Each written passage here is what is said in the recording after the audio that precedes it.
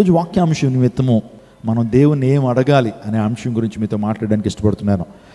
మత్తయి సువార్త 7వ అధ్యాయం 7వ వచనాన్ని మనం ఈ యొక్క ప్రత్యేకమైన సందర్భంలో చదువుతాం. మత్తయి సువార్త 7వ అధ్యాయం 7వ వచనం, అడుగుడి మీకు ఇయ్యబడును, వెదుకుడి మీకు దొరుకును, తట్టుడి మీకు తీయబడును.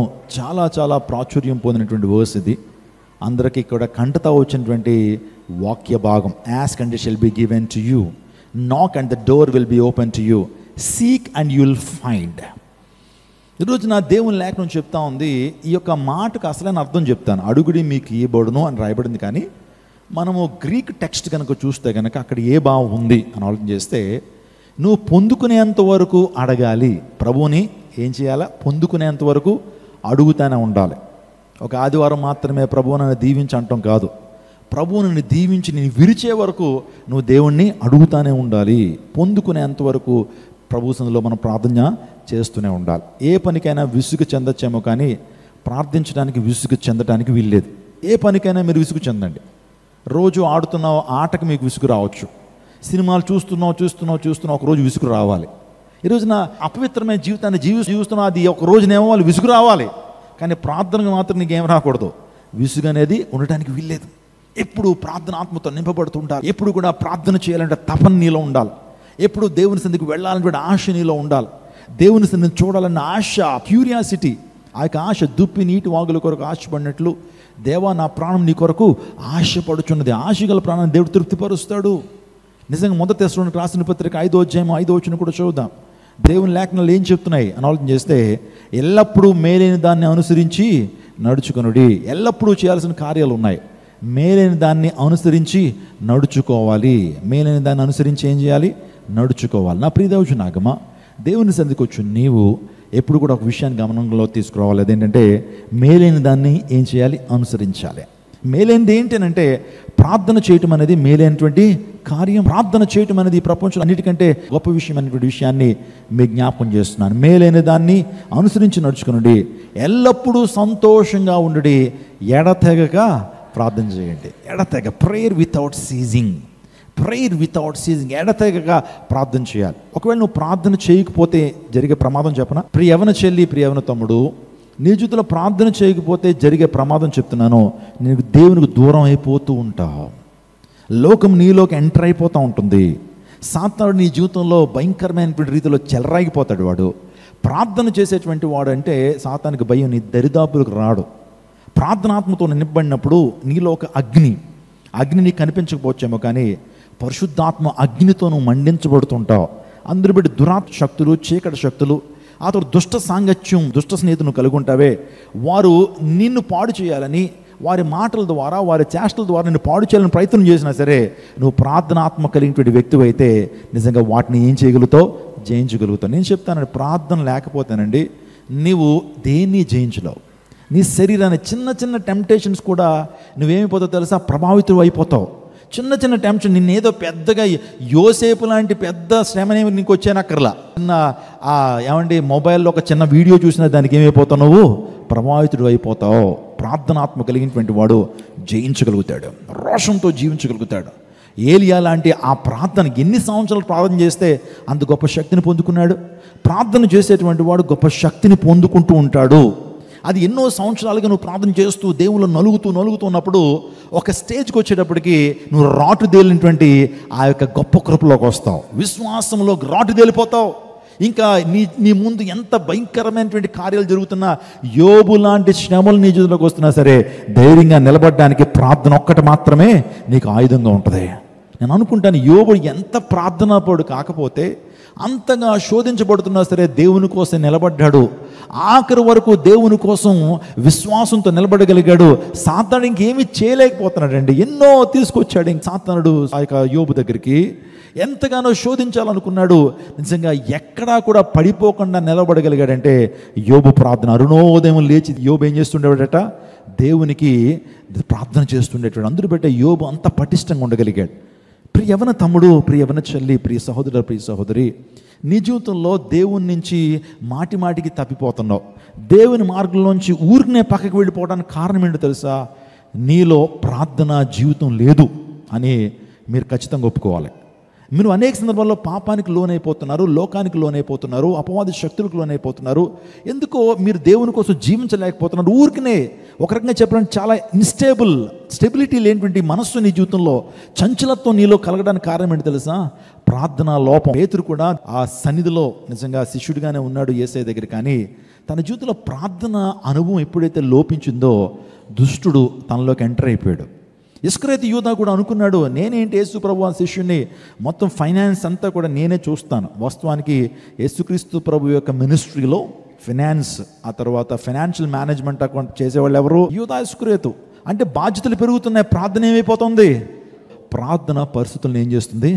మారుస్తుంది. ఈ కొటేషన్ నాకు చాలా ఇష్టం. ఇయాన్ బౌన్స్ అంటే దేవుని సేవకుడు, ప్రేయర్ చేంజెస్ థింగ్స్ అనేటువంటి మాటను తెలియజేసి, నిజమే, సహజమైనటువంటి స్థితిలో కూడా మనం ప్రార్థన చేస్తే దేవుడు పరిస్థితులను మారుస్తాడు. యోనా చేప గర్భంలో నుండి ప్రార్థన చేశాడు, ఆ యొక్క మత్స్యము గర్భంలో నుండి ప్రార్థన చేశాడు. దేవుడు ఆ ప్రార్థనకు జవాబునిచ్చాడా లేదా? ఆలోచన చేయండి. అతడు భూమి మీద నుండి ప్రార్థన చేయట్లేదు, సముద్ర అంతర్భాగాల నుండి ప్రార్థన చేస్తున్నాడు, మత్స్యపు గడుపుల నుంచి ప్రార్థన చేస్తున్నాడు. నేను విన్నాన్నాడా ప్రభు? నువ్వు ఎక్కడైనా సరే ఇర్మియా 33:3 చదవండి ఒకసారి. ఇర్మియా 33:3 దేవుని యొక్క ఫోన్ నెంబర్ అది. ఇర్మియా 33, call on to me, I will give an answer. Call on to me, నాకు మొర్ర పెట్టుము, నేను నీకు ఉత్తరం ఇచ్చేదను. నువ్వు గ్రహింపలేని గొప్ప సంగతులను, గూఢమైన సంగతులను నీకు తెలియచేతును. అవునండి, నాకు మొర్ర పెట్టుము, నేను నీకు ఉత్తరం. అది ఎక్కడి నుంచైనా కావచ్చు, అది ఏ పరిస్థితుల్లో నుంచైనా కావచ్చు, ఐసీయూలో, హాస్పిటల్లో, వెంటిలేటర్ మీద ఉన్నటువంటి పరిస్థితుల్లో కావచ్చు.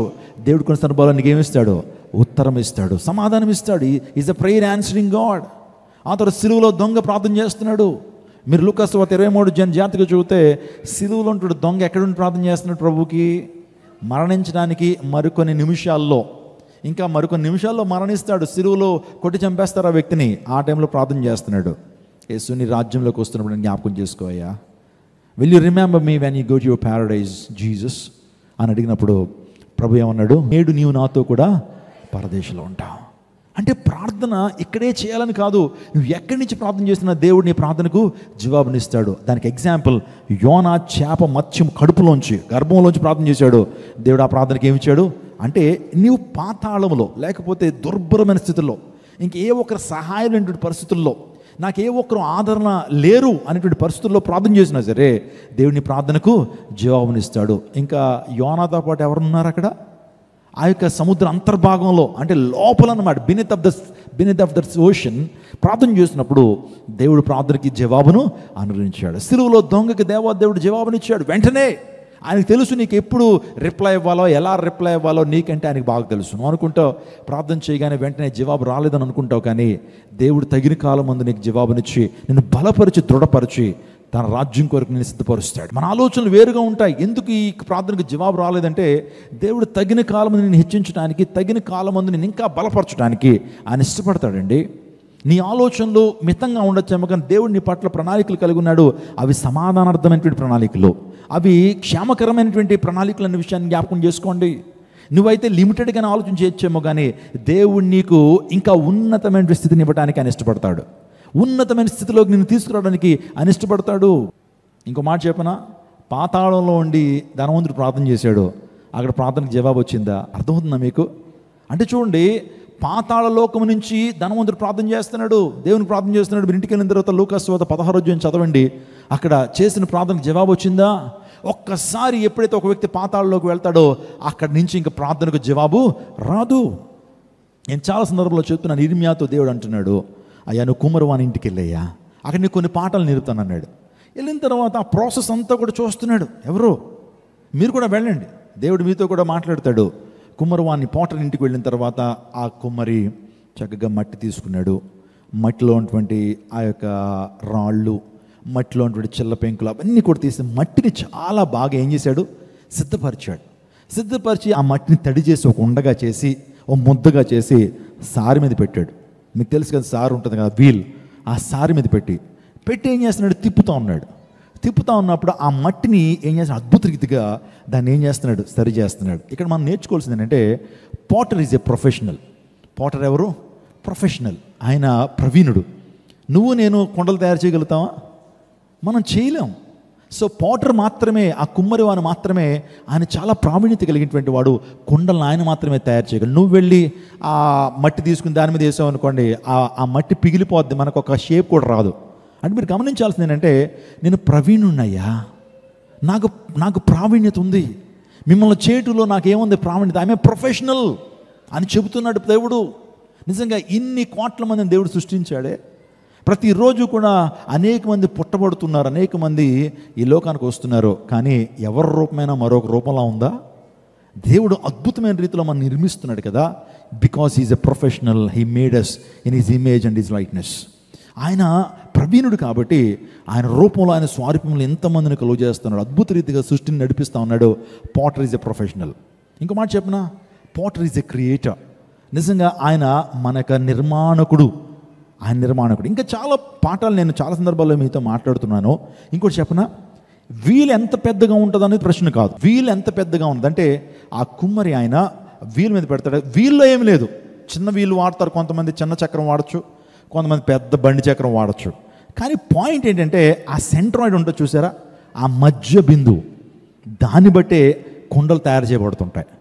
నీ జీవితంలో, నీ జీవితం ఎంత పెద్దది, నువ్వు ఏ కుటుంబ నేపథ్యాన్ని కలిగి ఉన్నావు, నీ విద్యార్హతలు చాలా పెద్దవి కావచ్చు, నీ ఉద్యోగం చాలా పెద్దది కావచ్చు.